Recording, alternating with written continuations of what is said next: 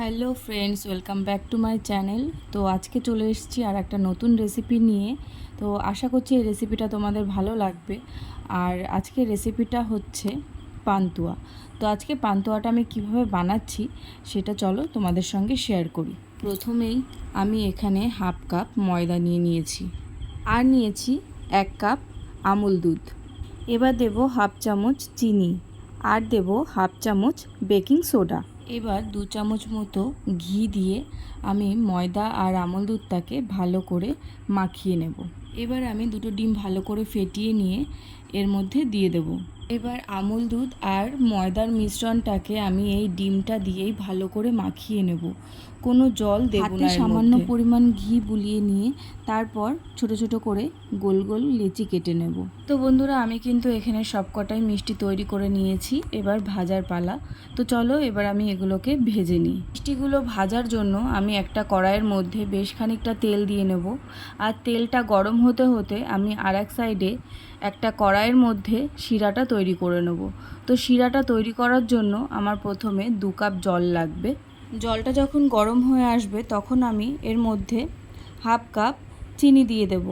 তোমরা চাইলে যে যেরকম মিষ্টি খেতে চাও তো সেরকমভাবেই তোমরা চিনি দিতে পারো। আমি এখানে মিষ্টিটা একটু কম দিয়েই করেছি। জলটা যখন আবার ফোটা শুরু হবে তখন আমি এর মধ্যে 3-4টে গোটা এলাচ গুঁড়ো করে দিয়ে দেব। তারপর কড়াইটা ঢেকে দেব। এরপর এদিকে কড়াইয়ের তেলটা গরম হয়ে আসলে তার মধ্যে আমি যেই মিষ্টিগুলো গোল গোল করে রেখেছিলাম তো সেগুলো ভেজে নেব ভালো করে। 3-4 মিনিট এইভাবে ভালো করে ভাজতে হবে। খেয়াল রাখতে হবে গ্যাসটা যেন বেশি জোরে না থাকে, হালকা আছে মিষ্টিগুলোকে আমি ভালো করে ভেজে নেব।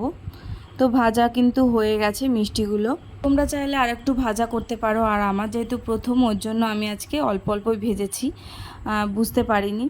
তো যাই হোক, যখন হালকা হালকা গরম থাকবে চিনির শিরাটা তখন দিয়ে দিতে হবে মিষ্টিগুলো দেওয়ার পর তারপর আবার 5-10 মিনিট ভালো করে মিষ্টি শিরাটার সাথে মিষ্টিগুলোকে ফুটিয়ে নিতে হবে। 10 মিনিট মিষ্টি শিরায় ফুটানোর পর তারপর আবার 2-3 ঘন্টার জন্য মিষ্টিগুলোকে এইভাবেই ঢাকা দিয়ে রেখে দিতে হবে। তো বন্ধুরা, আজকের আমার এই মিষ্টির রেসিপিটা তোমাদের কেমন লাগলো আমাকে কিন্তু কমেন্ট করে জানিও। আর যারা যারা আমার চ্যানেলে প্রথম রয়েছে তারা অবশ্যই আমার চ্যানেলটাকে সাবস্ক্রাইব করে দিও আর পাশে থাকা বেল আইকনটা অবশ্যই প্রেস করে দিও। আর হ্যাঁ, মিষ্টিগুলো খেতে কিন্তু দারুণ হয়েছিল। তোমরা বাড়িতে অবশ্যই এটা তৈরি করো। আর দোকানের মিষ্টি খাওয়ার কথা কিন্তু একদম ভুলে যাবে, এটা একদম আমি গ্যারান্টি দিয়ে বলতে পারি। তো আজকের মতন টাটা, সবাই ভালো থেকো, সুস্থ থেকো।